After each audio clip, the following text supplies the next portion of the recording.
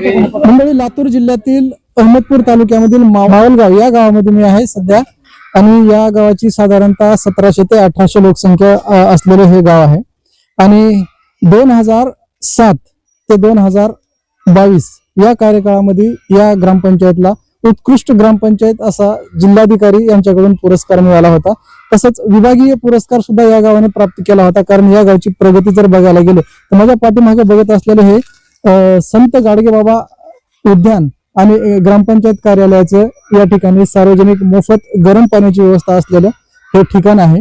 आणि त्याचबरोबर अजूनही काही या ठिकाणीच्या कार्यकाळामध्ये झालेल्या सुविधा असतील नागरिकांसाठी, योजना ज्या राबवल्या होत्या त्या योजना काय होत्या आणि आज सध्याचं हे गाव कसं आहे या बाबतीत आपण येथील काही ग्रामस्थ आहेत त्यांच्याशी आपण चर्चा करणार आहोत. गावातील काही तरुण मंडळी माझ्यासोबत आहे आणि मी ज्या मगाशी म्हणलो होतो की या ठिकाणचं हे जे उद्यान आहे संत गाडगेबाबा उद्यान, या उद्यानामध्ये आम्ही थांबलेलो आहोत. स्वागत आहे तुमचं ATN मराठी या चॅनलमध्ये.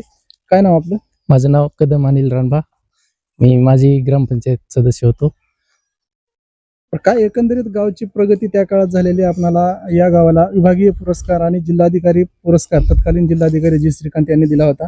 आणि संपूर्ण या जिल्ह्याने या गावचा आदर्श घ्यावा अशी हे ग्रामपंचायत होती आणि हे गाव होतं. आता एकंदरीत परिस्थिती कशी आहे? खरोखरच ह्या गावाला पुरस्कार भेटला हे मावलगावचं मोठं भाग्य होतं. पण काही काळानंतर हे निवडणुकी झाल्यानंतर या गावचा विकास थांबलेला आहे. आणि हे आपण जे पाहतात इकडे RO प्लॅन्ट आहे त्या बंद पडलेला आहे, 2 वर्ष होत आहे. आणि इथं 5 रुपयाला मोफत पाणी भेटत होतं, 5 रुपये टाकल्याच्या नंतर हे पण बंद पडलेलं आहे. आणि हे उद्यान आहे त्या बागेमध्ये सर्व ही घाण हे असं काहीच दिसत नव्हतं, कचरा पिचरा अशी कुठलीच गोष्ट दिसत नव्हती. पण आता या ठिकाणी कोणी लक्ष देत नाही. हे झाडं असे तुटून पडलेत, झाडं वाळून चालेत. त्या झाडाला प्रत्येक झाडाला ठिबक होतं, ते आता ठिबक सुद्धा राहिलं नाही, तोडून टाकलेलं आहे सगळं. त्याचबरोबर या गावामध्ये जर सुखसुविधांचा जर विचार केला तर या ठिकाणी गरम पाणी, मोफत गरम पाणी, पिठाची गिरणी मोफत होती, RO प्लॅन्टचं शुद्ध पाणी या गावकऱ्यांना वापरण्यासाठी मोफत दिलं जात होतं. मग आता हे सगळे प्लॅन्ट बंद पडलेत असं ऐकले, का कारण काय असावं हे सगळे प्लॅन्ट बंद पडलेत? कारण आता काय सांगायचे, ते होऊन गेला विषय. विषय होऊन गेला, आता काय होय काय सांगावं, आता अवघड आहे. पण खरंच बंद पडलेत? हा, खरंच बंद पडलंय. आज उद्यानाची अवस्था बघायला गेली तर सगळीकडे कचरा, दारूच्या नाही नाही नाही, काहीच राहिलं नाही खरंच. विषयच बंद होऊन गेला सगळा. हा, फळबाग हो, काय तिकडे पाठीमागे आंबे होते, आंब्याचे झाड सगळे वाळून गेले. का मुबलक प्रमाणामध्ये पाणी उपलब्ध नाही का या गावाला?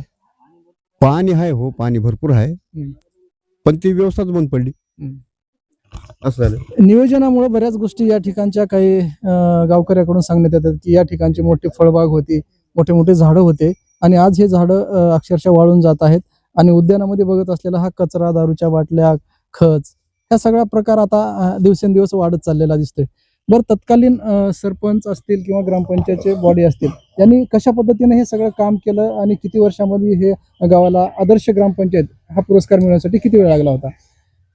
पहिलं 15 वर्ष सरपंच होते संपती सर, त्यांच्या काळामध्ये हे सर्व झालेलं होतं. गाव पूर्ण CCTV कॅमेऱ्यामध्ये होतं आणि पिठाची गिरणी, घरपट्टी, नळपट्टी भरली की वर्षभर मोफत मिळत होतं. पण ती पण बंद पडलेलं आहे. आणि गावोगाव म्हणजे गल्ली गल्लीतले जे रस्ते होते, हे रस्त्यावरची घाण होती, हे प्रत्येक आठवड्यामध्ये हे सगळे साफसफाई होत होती. आता इथं महिना वर्ष पण कोणी बघत नाही. सगळं घाण कचरा रस्त्यावर झालेला आहे. सगळ्या गल्लीमध्ये वॉश बेसिन होती, गरम पाणी होतं, ते सर्व बंद पडलेलं आहे. अजूनही काही गावकरी आहेत माझ्यासोबत, त्यांच्याकडे जाऊयात. गावाला ज्या सुविधा होत्या, मोफत पाणी असेल, पिठाची गिरणी असेल किंवा इथं गाव CCTV च्या निगराणीखाली होतं, त्या सगळ्या योजना बंद पडल्यात? हो, बंद पडल्यात. मग आता रस्त्याची अवस्था कशी आहे, सांडपाण्याची व्यवस्था कशी आहे? सगळी दुरस्ता झाली गावाची, पूर्णपणे दुरस्ता झाली गावाची.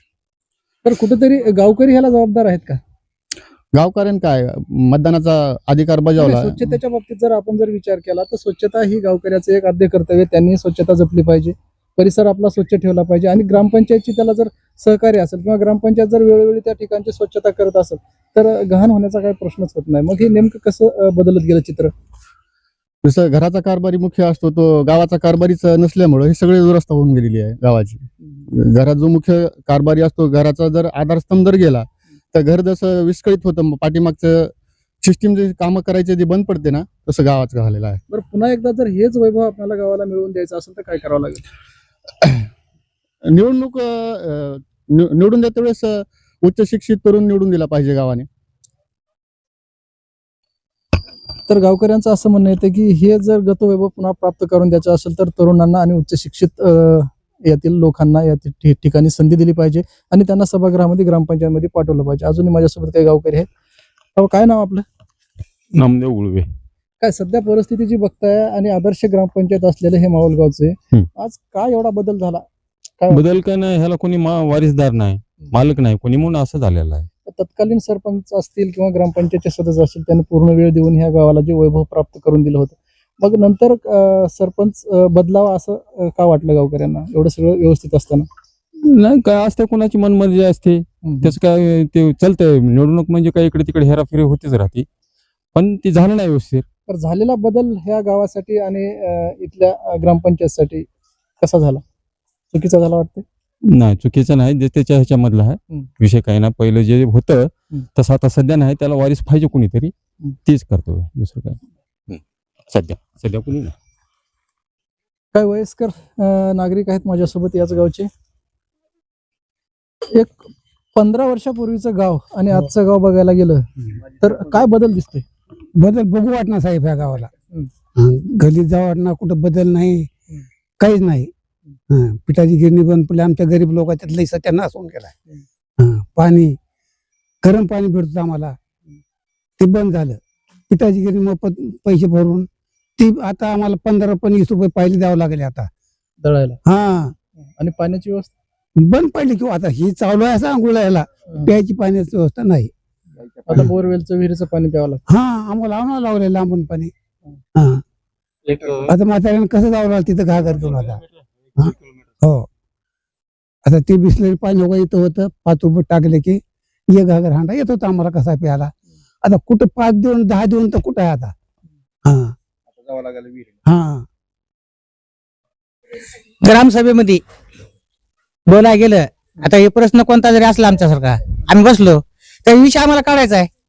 सरपंचाला म्हणणार किंवा ग्रामसेवकाला म्हणणार, प्रस्ताव द्यायचा कुणा, ग्रामसेवकानं, सरपंचानं, तर प्रस्ताव आम्ही द्यायचा का बीडीओ साहेबाला? घरकुल द्या म्हणून बनायचं कुणाला? पण तुम्ही आम्हाला बीडीओ साहेबाकडे जा म्हणता. अजून घरकुल नाही. ते गायरानं घरकुल बांधलीत, गिरदार होती बामणाची डाळेगावची, त्यावेळेस घरकुल आम्हाला बांधून दिली. आता आम्हाला घरकुलाची आवश्यकता गरज आहे. शेड माझ्याकडे 10-15 शेळ्या होत्या, शेड मिळत नाही म्हणले. इथं बांधायचं म्हणलं तर आता लोक आम्ही इथं मिळत नाही, मग बांधायचं कुठं? आम्हाला का शेतीवाडी आहे का? परत लिहून द्या, तुम्ही द्यायचं असते, ग्रामसेवकानं, सरपंचानं, आम्ही द्यायची. आता आम्हाला गरज आहे घरकुलाची. मला 2 मुलं आहेत, 2 सुना आहेत. कुठं राहायचं आम्ही घरामध्ये? बोला गेले की जा बीडीओ साहेबाकडे, जा साहेबाकडे, कुठं जा आम्ही? पण तुम्ही कशाला राहायचं का मालवाला साहेब होऊन? पण तेवढं आम्हाला कळलं, ग्रामसेवकाची गरजच नव्हती आम्हाला, सरपंचाची गरज नव्हती. विषय काढला मी ग्रामसेवकाबद्दल, ग्रामसेवकाला, साहेब आम्हाला घरकुल नाही, तुम्ही प्रस्ताव तिकडे द्या. आधी ग्रामसेवकाला द्यावं लागेल की प्रस्ताव. तक्रार तुम्ही केली आहे का? केली आहे. बेडीकडून नाही केला, ग्रामसेवक. हा, एकंदरीत बघायला गेलं तर एक गाव, एक पाणवठा, एक स्मशानभूमी आणि अशा बऱ्याच काही धोबीघाट असेल, एक धोबीघाट, हे सगळं काही दिसत असलेलं हे उद्यान, हे एकंदरीत सर्व शहरात बघितल्यासारखं या गावामध्ये ह्या गोष्टी सगळ्या होत्या. मात्र कालांतराने येथील अंतर्गत राजकारणाचा विषय असेल किंवा कोणत्या गोष्टीमुळे ह्या ठिकाणी बदल झाला आणि त्यानंतर मात्र या गावचा जे वैभव होतं ते मात्र हळूहळू आता कमी झालेलं दिसते. आता पुन्हा एकदा या ठिकाणी निवडणुका सुरू झाल्यात, निवडणुकीचं बिगुल वाजलेलं आहे आणि येथील गावकरी जे आहेत ते गतवैभव या गावाला मिळवून देणार का? नवीन निर्वाचित सदस्य असतील, ग्रामपंचायतचे सरपंच असतील, ह्या गावाला पुन्हा गतवैभव प्राप्त करून देणार का? याकडे आता सर्वांचं लक्ष लागून राहिलेलं आहे. 18 मराठीसाठी मी भीमराव कांबळे, अहमदपूर, लातूर.